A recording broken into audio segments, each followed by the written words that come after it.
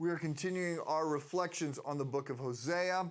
This is a series on the minor prophets, the 12 books we find at the end of the Old Testament.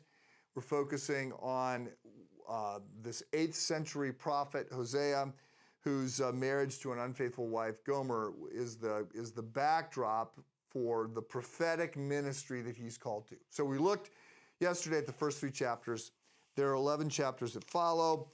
In those 11 chapters, mostly through poetry, Hosea continues to give his message and alerting the people to various things, among them that they are going to be, because of their sin, that they're going to be overrun by the Assyrians.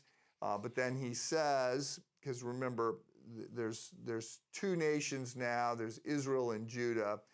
Israel is the nation Israel, the 10 tribes that make up Israel are going to be overrun. We don't hear from them again, although there will be some of those Jews that were not defeated, whatever.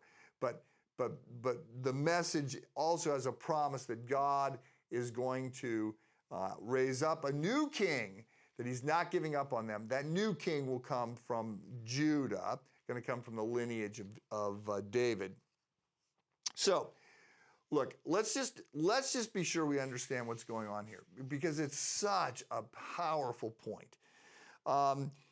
Today, I just want to drive home again this idea that God has Hosea marry Gomer in order to make the point that this is how we treat him. So you can imagine somebody coming to Hosea and saying, "Hey, Mr. Prophet, like, what gives? You're a nice guy, you work hard, you're taking care of the kids, you've got a good education, whatever, you're a good guy, and we just don't understand why you would stay with this woman, Gomer. She is complete, she's a scandal, she treats you so poorly, she's completely spitting in your face.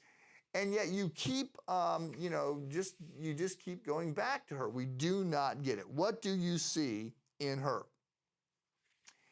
And it's at that point that Hosea says to them, "Well, I'm so glad you asked, because all of this is just a backdrop. It's just the stage that allows me to say, when are you going to stop being Gomer to God?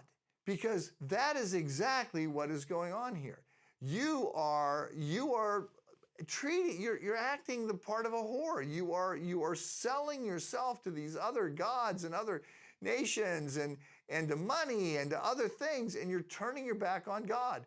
And yet God continues to reach out to you and to care for you and to love you.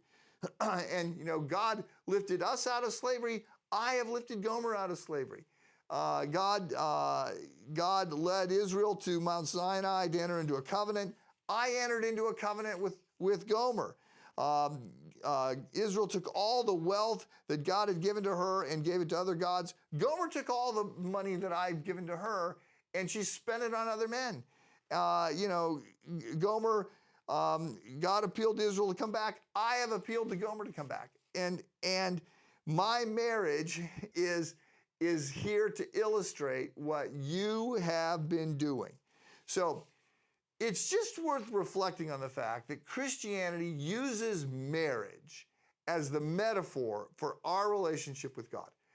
I don't know of another major religion that does that. You've got king, servant, you've got master, slave. I mean, you've got these different kinds of relationships, but nothing that suggests that the relationship between God and his people is a relationship of a marriage, and certainly nothing that suggests that God is going to be the one who is going to be abused in this relationship or discounted in this relationship.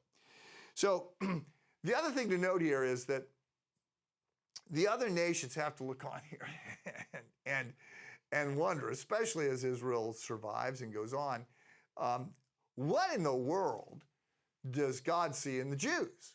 I mean, we get what the Jews in one sense, seeing God. I mean, he's providing them with all this stuff. And we also would understand it if God had chosen the Greeks because they've got this great philosophy, or if he'd chosen the Romans because they got this great military, or if he'd chosen the Babylonians because, Babylon had all these wonders of the world, of the ancient world. We'd understand God choosing, the Greeks, the Romans, the Babylonians. We do not understand God choosing the Jews. And that's one of the mysteries. But that is also the context for us understanding God's relationship with us, because God doesn't love us because we're lovable, right? I mean, that's the whole metaphor of grace that we are trying to lean into here. And God loves us not because of who we are, but actually it's because of who he is. He loves us in spite of who we are.